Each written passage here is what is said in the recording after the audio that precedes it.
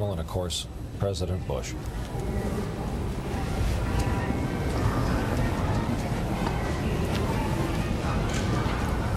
It's unfortunate for Vice President Cheney to have had this accident, obviously, because there will be those who don't like him who will be writing tomorrow that he had a Dr. Strangelove appearance as he appeared today in his wheelchair.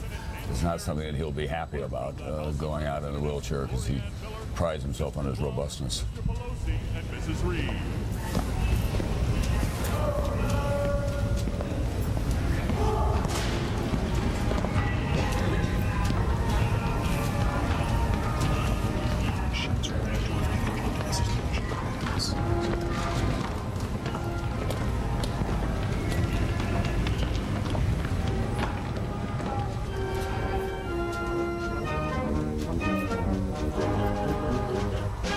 From Jesse Jackson Jr. from Michelle Obama. You see Senator Bennett there in the white scarf. It's a great role if you're in the leadership for the inaugural committee. You get to escort everybody in and affix your signature to many of the pre-printed tickets. Michelle Obama being shown to her better than average seat for these proceedings.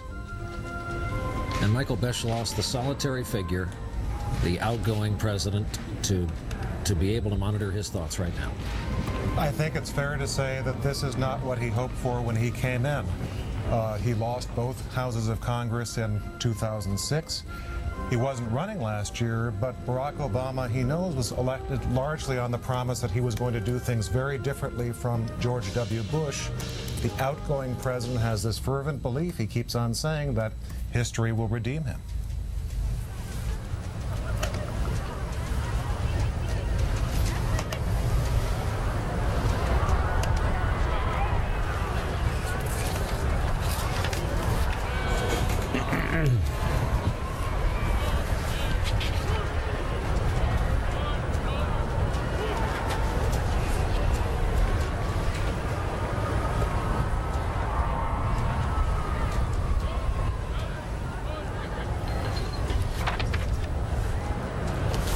We're trying to confirm if the red box you saw in Michelle Obama's hand, aside from being some sort of clutch, is in fact the box containing the Lincoln Bible on which the new president will place his hand to take the oath. The actual book has a leather embossed cover and gilded edges. And you know, you'd think that it was an old tradition, but only since the time of the Johnsons, Lady Bird Johnson in the mid-1960s, did you have this tradition where the president's spouse holds the Bible.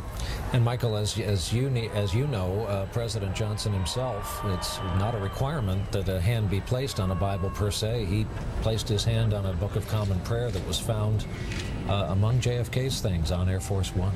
Absolutely. And you know, public manners have so changed.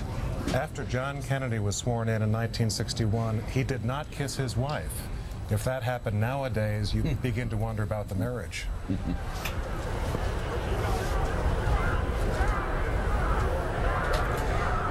So much has been said and written about the incoming First Lady. No pressure, but the New York Times speculated she may save the fashion industry in the United States. Ruffles and... Ladies and gentlemen, the President of the United States, the Honorable George Walker Bush, and the Vice President of the United States, Dick Cheney, accompanied by Senate Republican leader Senator Mitch McConnell, Senator Robert Bennett, House Republican leader Representative John Boehner, and Secretary for the Minority, David Chiappa. I saw you up there.